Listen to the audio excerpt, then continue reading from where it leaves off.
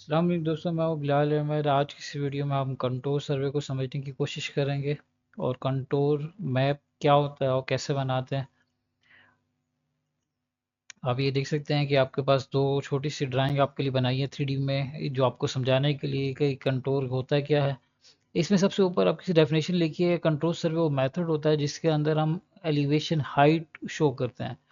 अब जैसे हमने इसमें निकालेंगे रिड्यूस लेवल ही, लेकिन हम इसमें क्या करते हैं कि जैसे ये पहाड़ी इलाकों में ज़्यादातर इस्तेमाल होता है अब इसमें वो ऐसे पॉइंट को ढूंढते हैं जहाँ का लेवल सेम आ रहा हो, फिर उनको आपस में मिलाते मिलाते हम ये एक मैप सा बना रहे होते हैं। अब इसके अंदर कंट्रोल लाइंस होती हैं। मैं आपको पहले दिखा देता हूँ कंट्रोल लाइन क्या होती हैं। ये हमारे पास जो सर्कल बन रहा है, ये लाइनें हैं, इनको कंट्रोल लाइन कह रहे होते हैं। ये कंट्रोल लाइन है, इसकी डायग्राम बनाई हुई है। अब यहाँ पे देखें तो यहाँ पे भी ये लिखा हुआ है कि सेम एलिवेशन वाले पॉइंट, यानी आपको बताया है कि कंट्रोल लाइन में हम सेम एलिवेशन वाले पॉइंट को होता है देखते हैं, उनको आपस में मिलाते हैं। उनके मिलाने से जो लाइन बनती है उसे कंट्रोल लाइन कहते हैं। हर लाइन की हाइट सेम होती है। अब इसको थोड़ा सा और एक्सप्लेन करें तो पर्पस क्या होता है कंट्रोल सर्वे करने का। पर्पस हमारे पास होता है रोड डिज़ाइन करना। पहाड़ी इलाकों में रोड डिज़ाइन करना हो तो उसको हमें कंट्रोल सर्वे करना पड़ता है। बिल्डिंग की प्लानिंग के लिए भी अगर आप कोई प्रोजेक्ट बना रहे हैं कि वो पहाड़ी इलाके में है तो वहाँ पे हम ये कंट्रोल सर्वे ही करेंगे। उसके बाद ड्रेनेज सिस्टम वो भी, और इसी तरह लैंड डेवलपमेंट, यानी ये पहाड़ी इलाके में जो भी हम सर्वे करेंगे वो हम कंट्रोल सर्वे करते हैं। अब इसके लिए इंस्ट्रूमेंट क्या चाहिए, इसके लिए सेम वही इंस्ट्रूमेंट चाहिए होते हैं। ऑटो लेवल चाहिए, डंपी लेवल भी चल जाएगा, स्टाफ रॉड होगा, हमारी टेप होगी। बस ये चीज़ें होंगी जिसके ज़रिए हम ये कंट्रोल सर्वे कर सकते हैं। इसके लिए हमें थर्डोलाइट ऑटो स्टेशन की ज़रूरत नहीं है, अगर हो तो उससे भी हो जाता है, लेकिन ये काम ऑटो लेवल हमारा आराम से कर देता है। अब उसके बाद हमारे पास इसमें मेथड, दो तरह के मेथड होते हैं कि हम कंट्रोल सर्वे करें तो हमारे पास दो मेथड होते हैं कि एक डायरेक्ट मेथड होता है, एक इनडायरेक्ट मेथड होता है। डायरेक्ट मेथड में क्या होता है, बाय स्पोर्ट लेवल होता है, बाय रेडियल लाइन होता है। और जो इनडायरेक्ट है मेथड है उसमें स्क्वायर मेथड है, मेथड ऑफ क्रॉस सेक्शन है, उसके बाद टेकोमेट्रिक मेथड है, प्लेन टेबल मेथड है।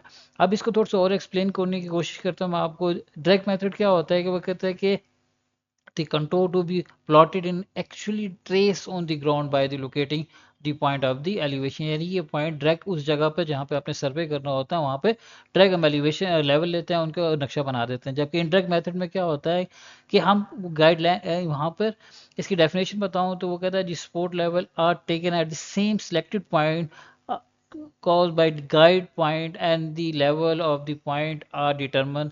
मतलब मैं आपको आसान लफ्ज़ों में समझाऊँ कि हम पहले गाइडलाइन लगा लेते हैं। गाइडलाइन लगाने के बाद फिर उस जगह कंटूर को आप लाइनें लगाते हैं जहाँ पे हमने पॉइंट बनाना। थोड़ा सा और एक्सप्लेन करने की कोशिश करता हूँ आपको। ये अब ये ड्राइंग देख सकते हैं। जैसे अब ये हमारे पास ड्रैग मैथड कंटूरिंग है जिसमें सिंपल जो जो पॉइंट्स हमने मशीन लगाई वहाँ पे लेवल ले लिया। अब यहाँ पे इंटरेक्ट में क्या होता है कि पहले हम ये गाइडलाइन लगा लेते हैं। गाइड लगाने की लाइन लगाने के बाद फिर उसके बाद जहाँ जहाँ कंटूर आपके सेम लेवल आ रहा हो तो लाइनों को आपस में मिलाना शुरू कर देते हैं। सिंपल आम यानी ड्रैग में क्या होता है, ड्रैग मशीन लगाई और जहाँ जहाँ हमने लेवल लेने हैं वहाँ पे अगर लेवल पॉइंट ले लिए। इनडायरेक्ट में क्या होता है कि हमने पहले गाइडलाइन, मतलब गाइडलाइन लगाते हैं, मतलब वो पॉइंट पहले हम लगा लेंगे, उसके अंदर जहाँ जहाँ का लेवल सेम आ रहा है उन लाइनों को आपस में मिलाते मिलाते हम कंटूर मैप बना लेते हैं।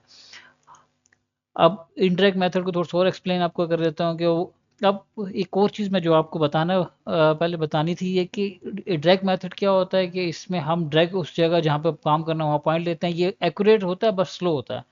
लेकिन जब ये इनडायरेक्ट पे जाते हैं, इनडायरेक्ट में क्या होता है कि ये फास्ट होता है। पहले लेवल लिए जाते हैं, बाद में कंट्रोल ड्रा, मतलब कि पहले हम सारे लेवल ले लेंगे, उसके बाद जहाँ जहाँ हमें सेम लेवल आ रहा कंट्रोल मैप बनाना तो बाद में हम ड्रा करेंगे।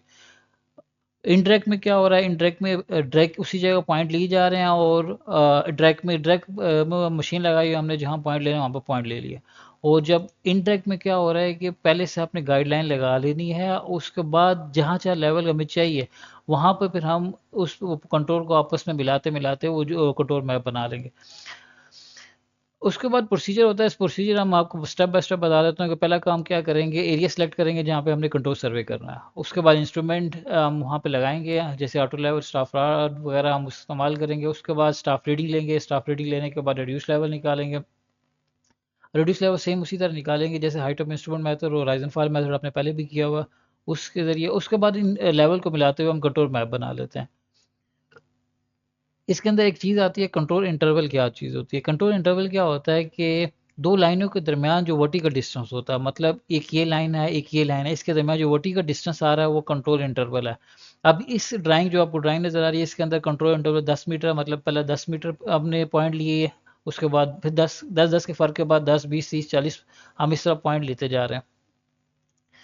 अब उसके बाद वो कहते हैं इसके करैक्टरिस्टिक्स से आते हैं कि कंटोर को हम पता कैसे चलेगा। कंट्रोल लाइन वो कहता है जी, अगर कंट्रोल लाइन आपकी लाइन करीब करीब होंगी तो वहाँ पे स्टीप स्लोप होगी। जैसे पहले ये आपको नज़र आ रहा है, वो कह रहा है कि अगर इंटरवल कम होगा तो यहाँ पे स्टीप स्लोप होगी, यानी तेज़ उतराई होगी या चढ़ाई होगी। अगर इसका जो इंटरवल ज़्यादा आ रहा है तो आपका जेंटल स्लोप होगी। उसके अलावा अगर वो कह रहे हैं कि बिल्कुल सीधे सीधे आपके पास जो इंटरवल आ रहा है वो सेम आ रहा है और स्पेस भी ज़्यादा है, तो आपका वो परपेंडि मतलब वो आपका सीधी सी आप ये कह सकते हैं कि वहाँ पर हमवार ज़मीन है। अब इसको थोड़ा सा और एक्सप्लेन करने की कोशिश करूँ तो ये आपको नज़र आ रहा है ये कंटोर है, ये इसमें क्या हो रहा है कि आपको कंटोर को देखने से पता चल रहा है कि ये कोई पहाड़ी है। मतलब पहले यहाँ पे 70 था, उसके बाद लेवल 80 हो गया, 90 हो गया, 100 पे जा रहे हैं।